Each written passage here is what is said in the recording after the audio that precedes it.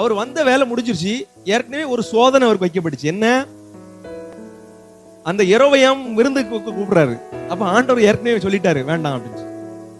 இவர் போயிட்டு இருக்கும் பொழுது அப்படியே ஒரு கருவாலி மரத்தின் கீழே அப்படியே உட்கார்றாரு. என்னைக்கும் சோதனையோடும் பாவத்தோடும் நம்ம விளையாடக்கூடாது. அது நம்முடைய வாழ்க்கையை அழிச்சிரும். சோதனை கூட கொஞ்சம் விளையாண்டு பார்ப்போமே அப்படின்னு கொஞ்சம் விளையாட்டோம்னு வச்சுக்கீங்களேன், அது நம்முடைய வாழ்க்கையை சிதைச்சிரும். மனுஷன் இப்படிதான் பாம்பு வளர்த்தானா.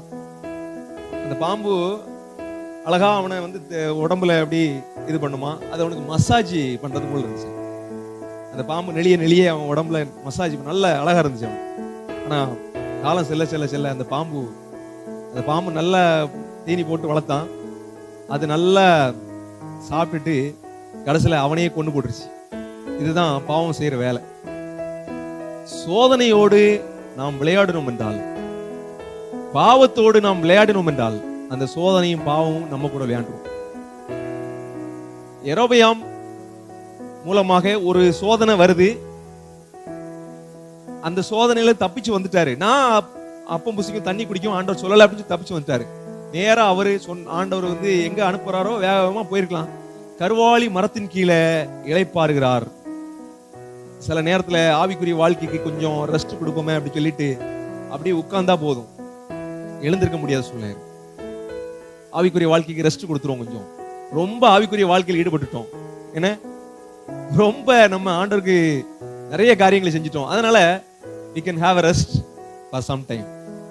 கொஞ்ச நேரம் நம்ம ரெஸ்ட் எடுத்துக்கலாம் அப்படின்னு ஆவிக்குரிய வாழ்க்கையில் ரெஸ்ட் போட்டோம்னு வச்சுக்கீங்களேன், ஒரேடியா ரெஸ்ட் போட வச்சிருவாங்க. உண்மைதான். ஆவிக்குரிய வாழ்க்கையில் நாம் காண்பிக்கிற சற்று சோர்வு, என்ன ஆவிக்குரிய வாழ்க்கையில நாம காண்பிக்கிற சற்று சோர்வு ஒட்டுமொத்த ஆவிக்குரிய வாழ்க்கையை சோர்வடை பண்ணிரும்.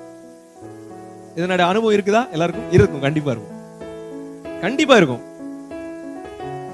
அதனாலதான் ஆவியில அனலா இருக்கணும். என்ன, எப்பொழுதும் ஆவிக்குரிய வாழ்க்கையில தொய்ந்து போயிடக்கூடாது. நம்ம ஆண்டவருக்காக பொருத்தனையோடு என்ன காரியங்களை செய்துட்டு இருக்கோமோ, எதுல ஈடுபாடு கொண்டிருக்கிறோமோ, எதுல நம்ம உற்சாகமா இருக்கிறோமோ, அதுல தொடர்ந்து இருக்கணும். நாம ரெஸ்ட் கொடுத்தோம்னா, அல்லது ஆவிக்குரிய வாழ்க்கையில தொய்வடைவதற்கு எதுவா நம்ம அனுமதிச்சோம்னு சொன்னா, அது நம்ம ஒரு தீங்குல விழ பண்ணிரும்.